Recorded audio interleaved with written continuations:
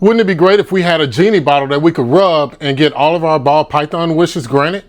Well, it doesn't happen. Unfortunately, it just doesn't happen. But what we do know is that when people go through things, they're either going to succeed or they're going to fail. And so we can learn from both. So what I'm trying to do with this video is to let you guys know the 7 successful things that we learned from our second season of breeding ball pythons in 2025. Hopefully this is something that can help you as like a genie bottle to grant your wishes, so that when you're going through an issue, whether you're a new breeder, an existing breeder, or someone that's just really thinking about it, that it can give them some solutions that can actually help them from knocking their head up against the wall. So if this is something that you're interested in, stick around for the video and let me know what you think.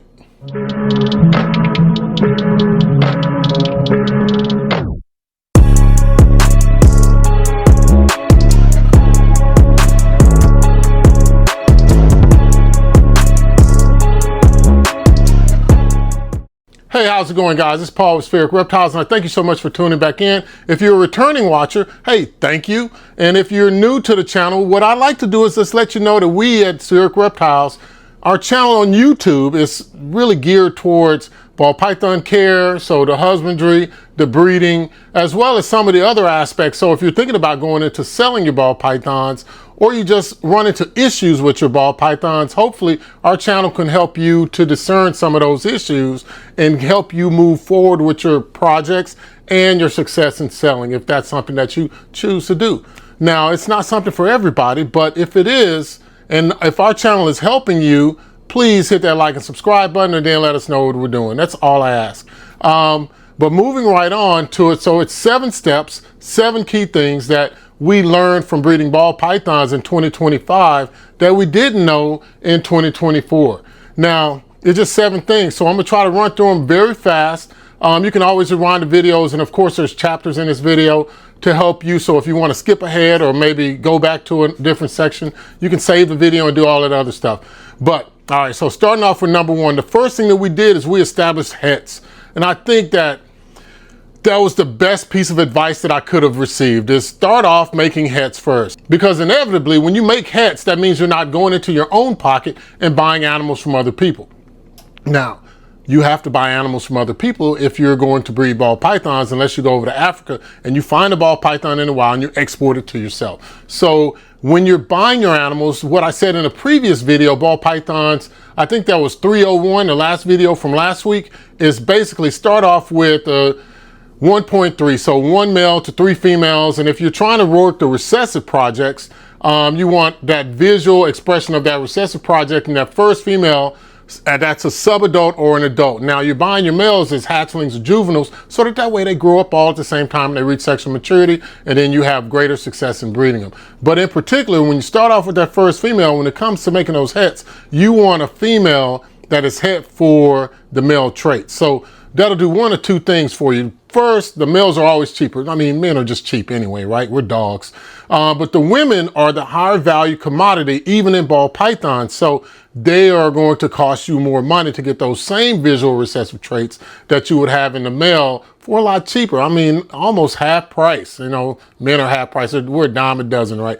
So it's crazy. But what this will do is that will give you some success, but you'll also, everyone that's not a visual will be 100% Het. And then likewise, I said, if you're making Hets, which is what we did, and you're seeing Hets that we made on screen right now, is we have incomplete dominant females that we bred to the same male, and we made Hets from that so that we could incorporate some more incomplete dominant traits that we're not seeing so much so on morph market. And lastly, your other female needs to be a visual expression of a totally separate recessive trait. So that way you can make some triple Hets if you choose, but if you don't, you could actually add in an additional Het female or an additional incomplete dominant female. But more importantly, that's what we learned. So how does that apply to you? So when you make your Hets, you're not spending money. So remember, you're getting a subadult female or an adult female with a hatchling or juvenile male. I would say a juvenile male, that way is established and feeding, but they're gonna grow up. The male's gonna be sexually mature in about a year.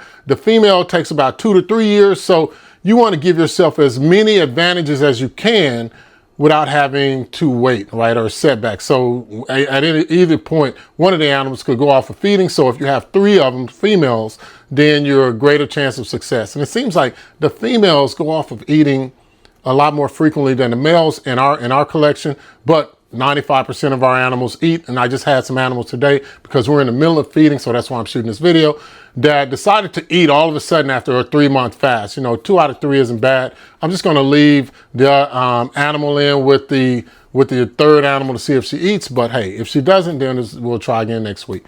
But so those heads that you make are going to be pivotal when you're trying to have success. So of course you got to grow them up, and that takes time. But when you get there, you'll have more females to work with than you will males. And so that'll give you greater chances to succeed. And that's something that we learned in just making those heads. Secondly, the second thing that we learned was that our ultrasound saved our ass, right? So last year in 2024, we made 4 clutches. This year, we paired up 15, but we only had 13 successful pairings.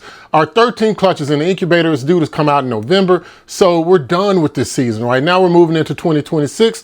But what we learned in 2025, and this is something that maybe you can apply, is that by tracking those follicle growths month after month, we get to see if our feedings are affecting those females that are sexually mature. So we're not worried about subadults or juveniles. We're only worried about those females that we know from weight and age are adults. So you got to take the two in the combination.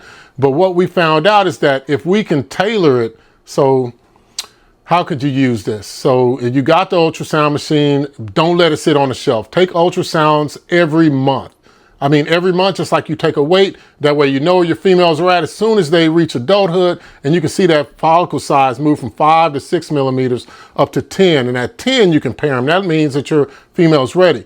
But this is something that we did. So when we were tracking that, and as the follicles were growing month over month, you can see it. You can see it's incremental. Like, so you might catch it to where it's like 6.5 one month, and then it's 7.6 the next month. But what we learned that worked for us is that normally we were giving them small rats, right, every 10 to 14 days. But for those that are growing slower, then we could actually give them a wean rat. We could give that to them once a week. And it seemed like that spurred a little bit faster follicle growth without really affecting that female's digestive health and her overall well-being. Now, we are still handling our snakes and everything else, but that ultrasound let us have, hopefully, and this is the prayer for you too, that you can have all of your animals being paired up at the same time, and then they're laying their eggs at the same time. You're incubating all these eggs at the same time, so that the benefit to you is that you get all of your clutches at once, and you get the rest of your life back from not pairing up,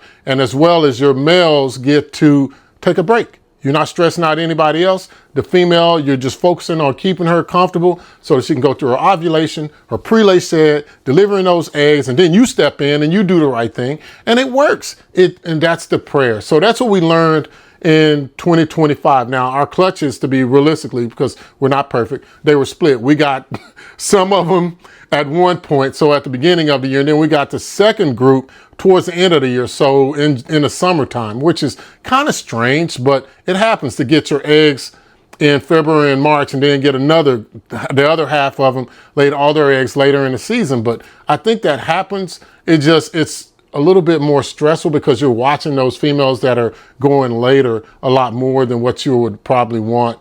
And just being a person, right? Just being a person. I mean, we are Homo sapiens, so we are just people. So for number 3, and this spills right over into those additional, feeding. So we also learned that not only with females, but we tried this with our hatchlings, is that more frequent, smaller meals works better on all of their digestive systems. So our hatchlings, in the beginning, and when we first started, we were like, hey, everybody's going to get, if they're of size, they're going to get a rat pup or they're going to get a mouse, right? Well, that doesn't necessarily work well on a brand new digestive system for any creature. So what we decided to do is go with rat fuzzies or mouse hoppers with our hatchlings. And then for the rest of our animals, we're always trying to feed smaller prey items because I don't want to wreck their digestive systems. And that's not what I'm in this for. I'm in this actually for these animals. So the better I can work on their digestive care, the more likely it is that that animal will reach sexual maturity and not go off of food, that animal will also develop follicles when they are of age, And then when I pair them up, then we can get what we want if we choose to pair them up for that season. So hopefully that's something that you can translate well over into what you're doing as well. And then just let me know how it works. You know, this is not something that we're going to stop anytime soon. So this is how it works. So for number 4, the number one thing, it's the funniest thing that I found out, is that we give our males a spa day, right? So every time after we pair them up, they get to rubbing around on the female, they get to locking up on the female, and they do their thing. But then when they come out, the female is still left in her home. It smells like her. Now, if you were to take that male and put him back in his home, who does it smell like? It smells like her. So I said this in a previous video. He gets back in there and he's looking around. It's like, everything looks like me. Everything is just like I left it. I got my water dish here. I got my hide here. I got my substrate here, but it smells like I'm still in her place. So he's still sexually charged. He's still trying to figure out where's she at. And if you can think of the stress of that, that is why the male will stop eating during the breeding season. It's not that he's breeding. It's the fact that he still has her rubbed all over him, that Chanel number 5 rubbed all over him when he's a Brute by Fabergé type guy. So what we do is we give him a spa day in which every time I pair him, as soon as I'm going to separate him, instead of putting him straight back in his home, I go and I take him to the sink and I wash him off in some nice lukewarm water, you know, putting some Dawn detergent on him, washing him up real good from head to toe. He comes out, he's squeaky clean. You know what I'm saying? It's like he finna go to a nice formal dinner. He doesn't go back to his home smelling like her. He goes home smelling like $1 million.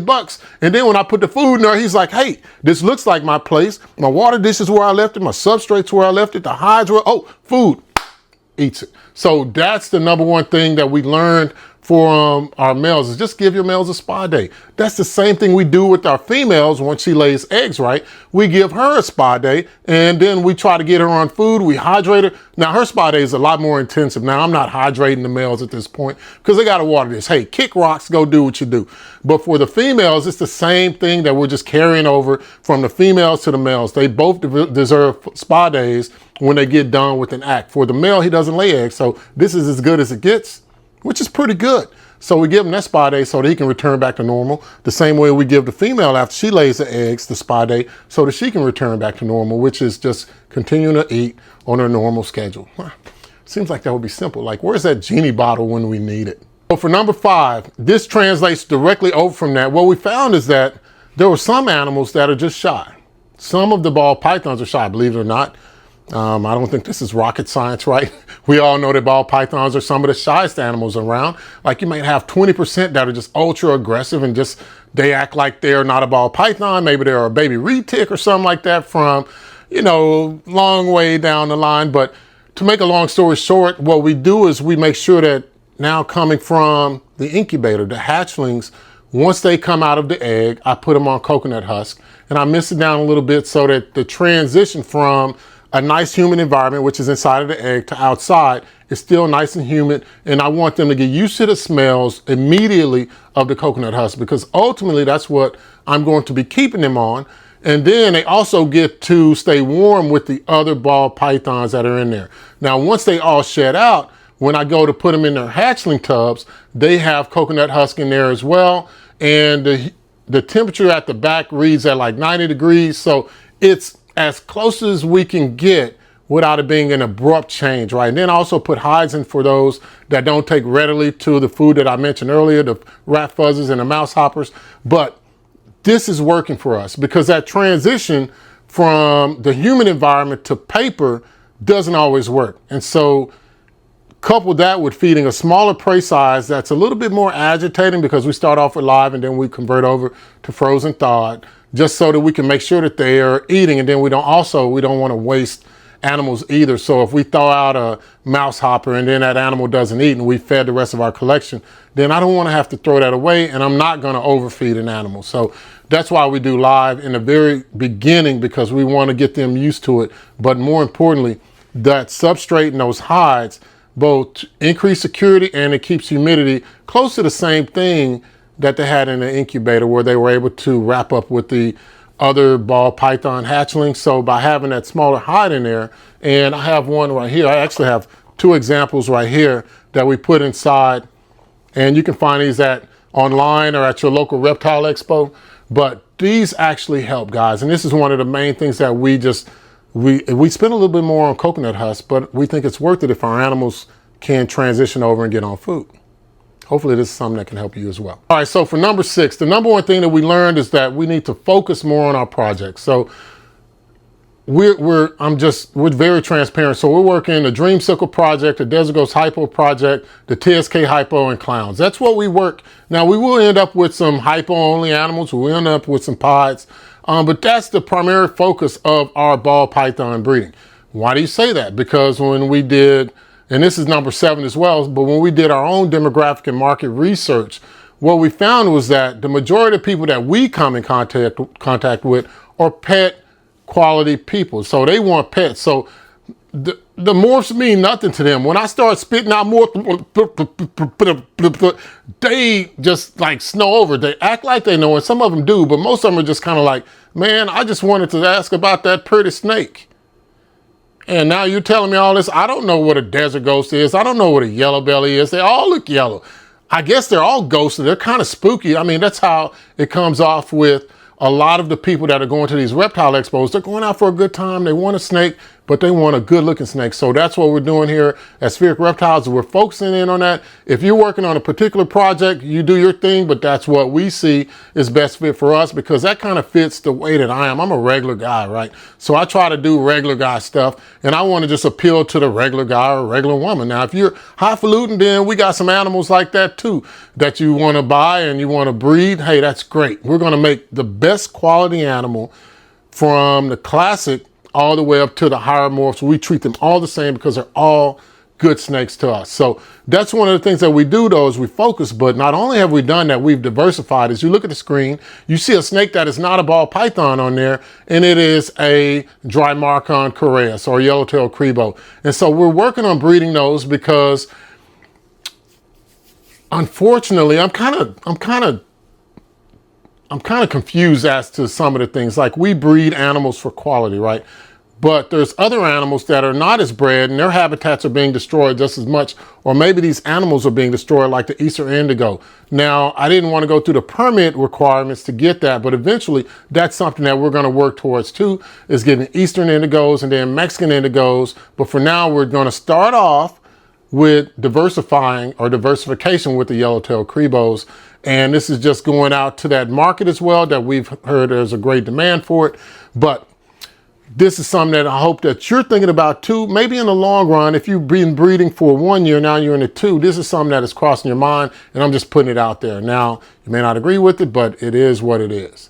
But lastly, again, on number 7, just looking at the local economy, especially if you're going to vend shows. I think a lot of people are choosing to vend shows now because it's more convenient. You can find a reptile expo that's probably vending near you with ball pythons. Now, if you can get in with the ball pythons, that's a totally different subject, but a lot of people are getting out, so it probably is easier for you to get in at this point. But I would encourage you to look at that local economy, look at that demographic, the economics for the average income, and just kind of see what's going on there. So I've said before, you can look at the Bureau of Economic Analysis or the Bureau of Labor and Statistics.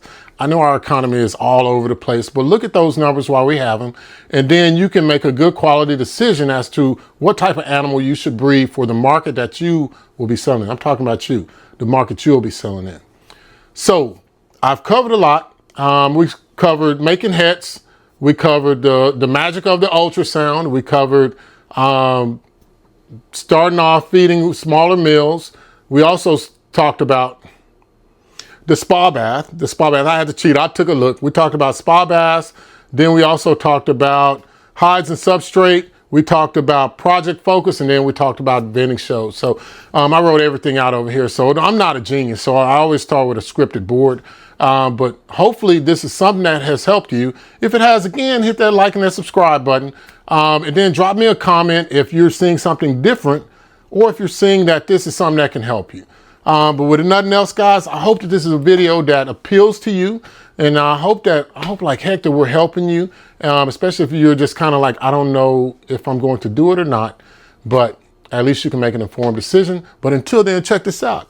Enjoy that time you spend with your reptiles, and enjoy that time that you have with your family. Thank you.